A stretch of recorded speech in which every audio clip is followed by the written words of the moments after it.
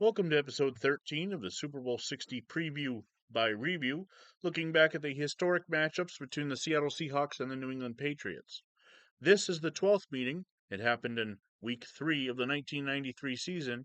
1993 is a season both were coming off fifth place finishes in 1992, and since they were both in the AFC at the time and the schedule dictated it, they will face twice in 1993. Right off the bat, you notice a huge change in the Patriots logo, as 1993 marked the year of the beginning of the use of the what is called the Flying Elvis logo, as Pat the Patriot was retired. Tom Flores leads the 0-2 Seattle Seahawks into Foxboro Stadium to take on Bill Parcells and the 0-2 New England Patriots in a battle of winless teams. Scoring by quarters in the first quarter, Brian Blades caught a 4-yard pass from Rick Meyer. John Casey hit the extra point. And of the two drafted quarterbacks, Meyer's the first one to hit a touchdown in this series. The Seahawks lead 7-0. That would be your score at the half. In the third quarter, John Casey hit a 24-yard field goal to put the Seahawks up 10-0.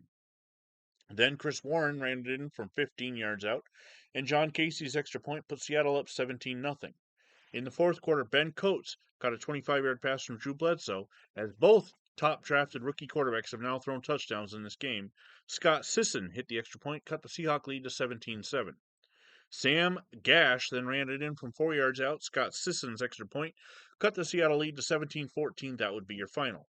The game was played outdoors on grass in front of 50,392. It was 62 degrees. Patriots are favored by 2.5. They did not cover. Seattle and New England both turned the ball over 3 times. Statistically speaking, individually for the Seahawks, Rick Meyer threw for 117 yards, 1 touchdown, 1 interception. He was sacked 4 times. Stan Gelbaugh threw an interception, 39 yards passing, and he was sacked 1 time as well. On the ground, Chris Warren led the Seahawks with 36 carries for 174 yards and a touchdown. And through the air, the Seahawks had 2 50-yard receivers, John Williams, 50 yards on 4 catches, Brian Blades, 50 yards on 6 catches, and the touchdown. For the Patriots, Drew Bledsoe threw for 238 yards, 1 touchdown. He was intercepted twice. He was sacked twice. Leonard Russell ran for 21 yards on 8 carries. And Ray Chittenden had 68 yards on 5 receptions. On defense for the Seahawks, Dwayne Harper had an interception, as did Eugene Robinson. Cortez Kennedy came up with 2 sacks and a fumble recovery, while Kevin Murphy forced a fumble.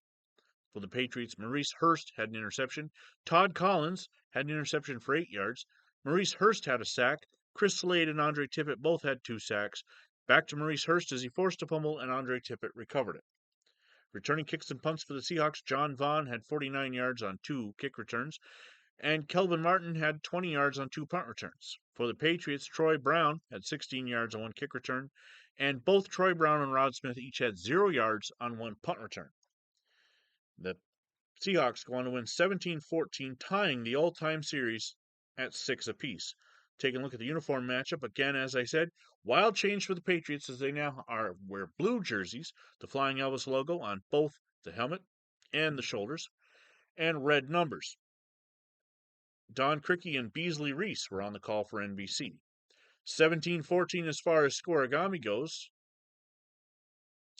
is guaranteed not to be a scoregami by 1993, but let's take a look.